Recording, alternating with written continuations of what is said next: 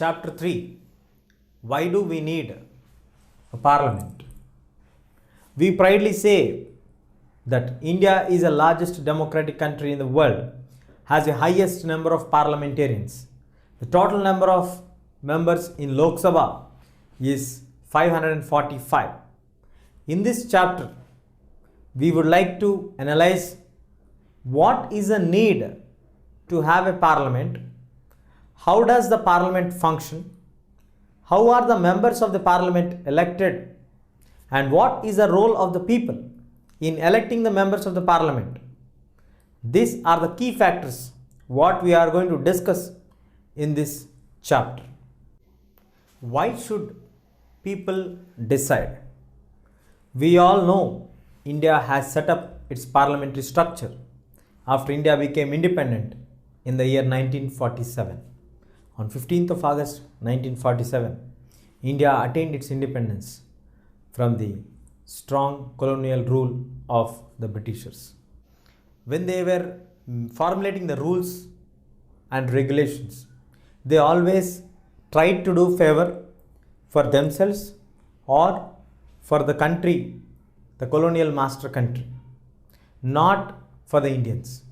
So Indians, though they don't like it, though they were forced to do certain acts which were against the interest of the Indians, but Indians never dared to oppose them. They were scared.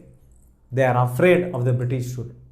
They always used to frighten the Indians by giving horrible punishments to them, severe punishments to them who have opposed them.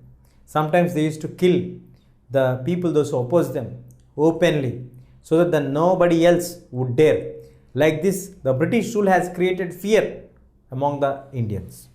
So during this period, it is only after the formation of the Indian National Congress, INC, in 1885, the way to bring out the dissatisfaction of the Indians, we got a proper channel. That is the Indian National Congress. Through that, the Indians started to become united and express their feelings or discontent towards the British rule. So with the growing dissatisfaction, the Government of India Act of 1909 was passed, in which the representation was given for the very few sections of people, or very less percentage of people were incorporated into the administration of the British rule. And here, as the awareness of the people towards the law, and they started to question why are these kind of laws passed against the interest of the Indians. The people's participation was highly restricted when the British rule was in progress. So having the experiences of all these incidents and the situations, the framers of the Indian Constitution kept in their mind that every Indian has to be made the participant of the government. Every individual has to be given the right to vote, irrespective of any barriers. Every Indian should feel that he has his valuable contribution in formulating the policy of the government. So like this, the framers of the Constitution, looking at the past experiences, what the Indians have gone through, have given the universal adult franchise for all the Indians, irrespective of the caste, color, creed, race, religion, or gender discriminations. Any Indian citizen who attains 18 years of age, irrespective of any discrimination, will be getting the right to vote, through which he can participate and decide in the elections. His vote is very valuable when the time of election comes. So this is the historical background why we need people to decide who should be governing us, who should be the members of the parliament. So all these has come up from our past experiences. Till now we have discussed what is a need, or why should people decide about the members of the parliament or about the government structure? Why should be people playing an important role? That's what we have discussed. We have looked at the historical point of view, why the framers of the constitution has given us the universal adult franchise. Now moving ahead, people and their representatives. People play a very vital role in democracy.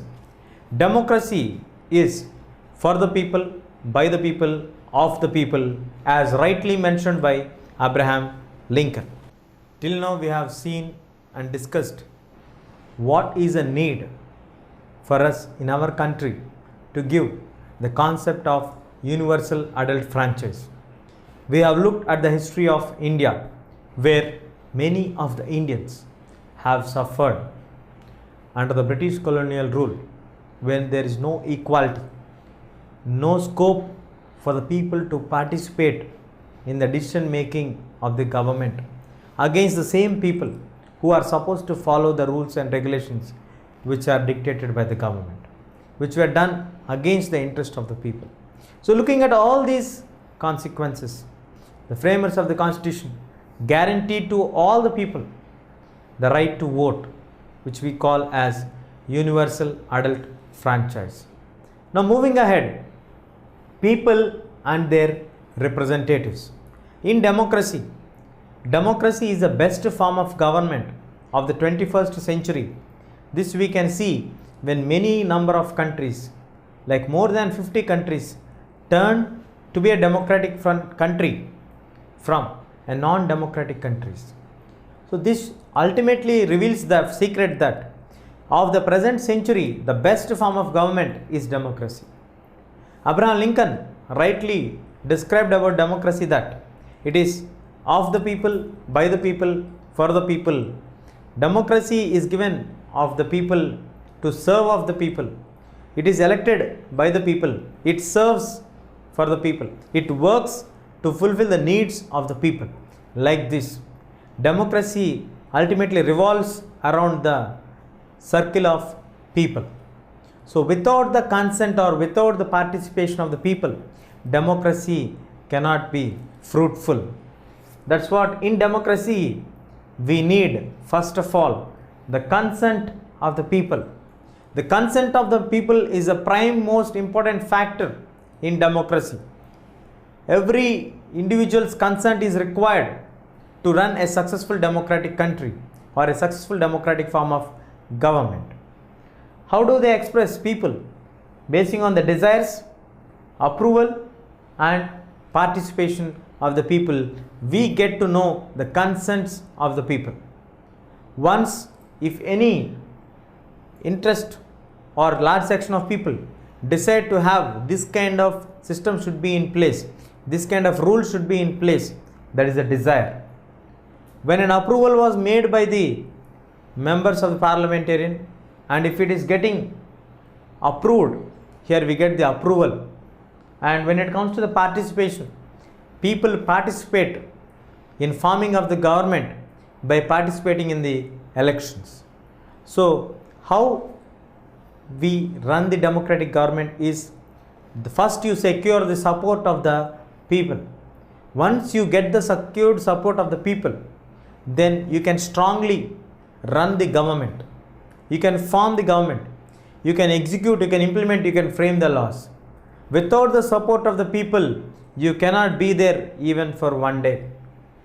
As soon as the ruling party loses the confidence in the people's house, definitely they have to resign. So all these things reveals that the consent of the people is highly important in a democratic form of government. Now moving to answer a question, how the approval of the government is done by the people. We generally, in order to get approved to anything, we approach to an office, we fill in an application form and we wait for the concerned officer to approve it. So here in parliament or the functioning of the government, how is it being approved by the people? We have 120 crore population. So will the government submit application to all the people? Is it possible? practically it is an impossible task. The members of the parliamentarians are elected directly by the people. People use their universal adult franchise, use their right to vote, irrespective of the caste, color, creed, region or religion, and they approve the candidates to be the members of the parliament, to the Lok Sabha, and the elected representatives of Lok Sabha, Vidhan Sabha, Vidhana Parishad, the state legislative assemblies, all together will elect the members of the Rajya Sabha. So these representatives will approve the bills of the government. The laws will become an act only once they are getting approved by the Lok Sabha and the Rajya Sabha. So parliament plays a very vital role. Even a single penny cannot be sent or spent without the approval of the parliament. Chapter 4, Understanding Laws. Till now in the previous chapters, we have discussed about what is a parliament. Now moving on to the details of how a parliament works. The main duty of the parliament is to formulate laws.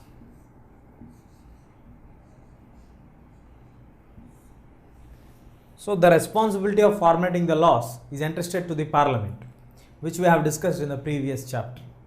Now moving in to know how a law has been formulated, how we come to know that this law has changed, or are all laws applicable to all people? Is there any controversial law? If there are any controversies in the laws, whom to be approached? What is our responsibility as a citizen? How should we respond to this? All this we will be discussing in this chapter. Does laws apply to all? Laws apply to all in the similar manner. Why are we questioning this one? Earlier, India has experienced the colonial rule of the Britishers. Now moving in, after India attained its independence, the framers of the constitution do not want any kind of arbitrary rule existing in our country. So they have made it mandatory by making laws in the constitution that everybody is equal before the law. It can be a government official, a lawyer, a doctor, a common man, the president of the country, whoever does any mistake, irrespective of their position, their economical background, their caste, their color, their creed, whatever may be their background, whomever may be, he may be a famous personality in the society, he may be a film star, he may be a cricket star, whoever he is, he may be a government official holding a key position in the government, also should abide to the rules and regulations which are laid in the constitution. If anyone is found he is violating the rules and regulation, will be meted with the same punishment what is being met with a common man when he does any mistake. Even if the President of India is proven that he has done something wrong, the same kind of punishment would be given to him what is being given to a common man when he has done the same mistake. So there is no difference between individuals when they done any crime or any mistake. When they are doing any crime, the courts or the law checks only the crime what they have done, and the punishment will be given on the crime. The judgment will be given on the basis of the severity of the crime, not on the basis of the background, not on the basis of the caste, not on the basis of color, not on the basis of creed. So in India we have the right to equality, where everybody has equal rights to access everything equally. At the same time, we also have rule of law. The rule of law means that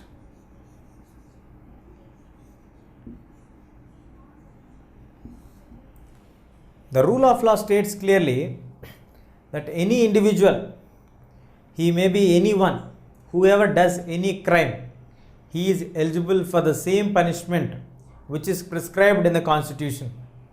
It cannot be changing or varying according to his economic background or his social background.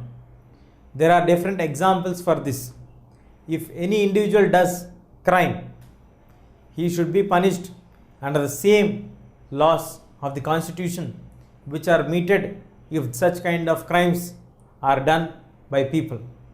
And in the ancient India, we can find the differences of the judgments for the same kind of crime done by different categories of people. Because in the ancient period, the people are divided into different castes or categories. Especially the higher caste people are exempted, or very light punishments are given to them when they are doing any crime. If the similar crime is done by a lower caste person, then they are being given a severe punishment which is completely opposite to what the higher caste person has done, and the punishment has been meted to him. So this kind of variations you find in the ancient period of India. And during the British rule, do all laws are applicable to all equally? Does laws have any exemption to anyone? No, there is no exemption given to any particular category people or any high profile people in the society will not be considered in courts. According to the court, everybody is equal, everybody is a citizen of the country. But when we look in the experiences of the past, in the ancient India, we have seen the judgments are given basing on the caste, basing on the color, basing on the religion. So all these made us to understand that there is no equality during the ancient societies of our country. And moving on further into the details, especially during the British rule, that is, during the British rule, there were colonial laws. The colonial laws were arbitrary. The law was completely arbitrary in nature. As we saw in the introduction of the lesson itself, that the Constitution want a ruler not to be arbitrary. So this arbitrary rule should not exist in future in our country. Why? Because during the British rule, we have faced that one. We have seen the severity of that. We have seen how the Indian people voices are being crushed off using these laws. How the Indians are beaten up without any reason when they were asking for their own rights in their own country. So all these things made the framers to understand the necessity of having certain laws in place which brings equality and earns respect to every citizen. Now moving into the details of the British rule. Britishers made many laws which were arbitrary in nature, and if any of the Indians tried to oppose them or ask or object them, the Indians were brought into custody. That was also a special act was passed, that is the Sedition Act of 1870, through which anybody in the entire country who is protesting against the British rule can be arrested and imprisoned without any trial and can be tortured for many days. So these kind of laws reveal for us that during the British rule there was no equality. The Indians have struggled a lot. If you look at the example of Rosa Parks in United States, where she has denied to give her seat to the white man when he demanded. She is fighting against segregation between the blacks and the whites in the United States, where she was facing severe criticism in the early days. But she was the one who first started to revolt against the US segregation laws. It was only after her moment what she started the civil rights movement gained knowledge and ground, and slowly now the laws are being brought to get everyone in the lines of equality. So like this, any incidents which have happened in the history becomes a strong base for us to make laws. Britishers have created many laws, especially to target the Indians who are fighting for independence, to imprison them, to arrest them, to torture them, or to deny them giving the right to assemble, the right to conduct meetings. So all these things make us to understand what are the problems of the arbitrary rule or the arbitrary laws which are in place prior to India attained its independence. And now we can see the Hindu Succession Amendment Act of 2005. The Hindu Succession Act was amended in 2005, which entitles the wife and the children the equal rights of succession of the husband's property. Like this, the laws are not giving any exemption to anyone. In a similar way, the laws which are framed are from the past experiences which we have drawn for our country, which the country has experienced, faced, and suffered under the colonial rule. So, in the independent India, the framers of the constitution do not want any laws which have brought troubles to the people. Now, moving on to a fundamental question. From where does the laws come? Who formulates the laws? How can a new law be formulating?